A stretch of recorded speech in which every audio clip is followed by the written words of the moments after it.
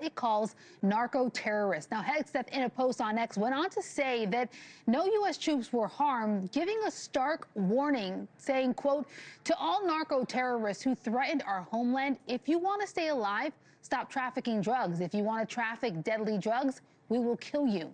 Joining me now to discuss this is Cooper Smith, former White House liaison and policy advisor in the Department of Homeland Security and director of Homeland Security and Immigration at the America First Policy Institute.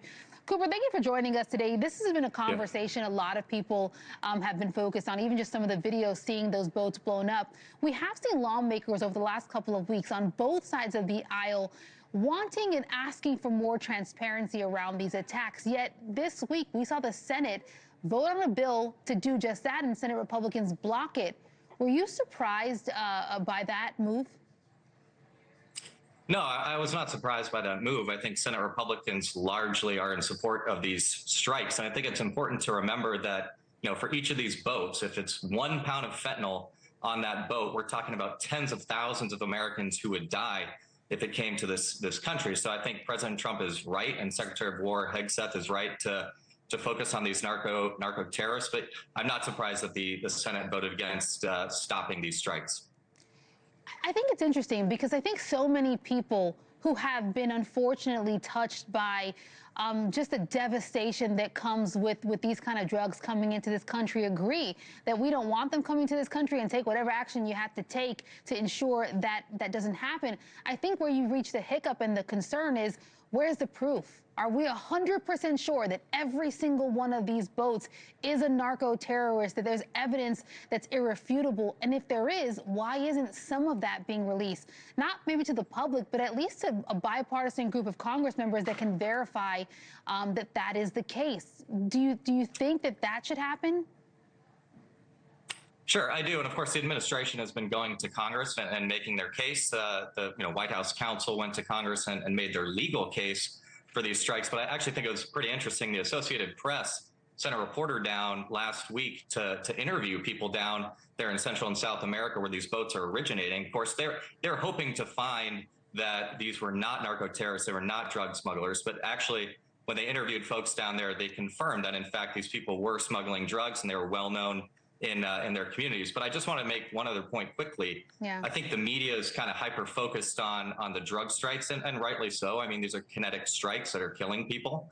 But this is part of a broader strategy. We're talking about securing the border primarily. That's where most narcotics come over into the U.S., and we've already seen a 50 to 60% decline in fentanyl coming over the southwest border. It's also coming from Canada, and they're putting pressure on the Canadians. But then we have to remember China, India. That's where the precursors to fentanyl and other opiates are made, and they're putting economic pressure on them. So this is kind of a whole of government approach the administration is taking, and sure, it'll work its way out legally. I mean, look, Congress has not authorized a war since World War II. We've done over 100 kinetic military operations in this country with no authorization. Yeah. I think it's interesting that for all the divisive issues that even I have to cover as a journalist, right? I'm looking for an issue that we can all rally behind. And this seems like one of them, one of those issues where, like, no one wants fentanyl in this country, Democrat or Republican, just provide the proof. You've said you've heard, and we've seen the administration defend the legality of it. Just why is the proof the big sticking point? Well, I think the sticking point is in the proof, and I trust Secretary of War Hegseth when he says that the intelligence that he's received is sound. These are well-established drug routes that we've known about for decades. Of course, we have to remember that drugs don't just come here through the Caribbean. They come on the Pacific side. They come, of course, up through Florida, through Cuba, and from Canada. So the government has known about these drug routes for a long time. The difference between President Trump and other presidents is that he's willing to take action on it. Yeah, I just hope that we can get some evidence, even if it's members of Congress, so we can have one less issue that we're divided on and can rally behind. Let me turn to Chicago and what is happening there, because a federal judge issuing an injunction preventing law enforcement officers from using constraints against protesters while slamming the federal government's use of force, saying the government's evidence is not credible. Since the beginning of Operation Midway Blitz, tensions, of course, have remained high between federal officers and protesters. How do you think the Trump administration is now going to respond to this? Well, look, I mean, they're going to continue fighting it in court. There's been obviously a pattern, a trend of federal judges trying to stop any and all immigration enforcement, border security that of course, President Trump ran on and won on. But I found this comment from the federal judge that it shocked her conscience what's happening in Chicago. What shocks my conscience is the 1,000% increase in assaults and threats and doxing against ICE and Border Patrol agents. What shocks my conscience is 500,000 children being trafficked over the border under Biden and Harris over the last 4 years. Or it shocked my conscience when Laken Riley and Jocelyn Nungary and Rachel Morin were all raped and killed by Venezuelan illegal migrants, and the Biden administration had no desire to take these people out of the country at all. So I think the administration will continue to fight this stuff in court, but there's no doubt they're going to continue the immigration operations in Chicago.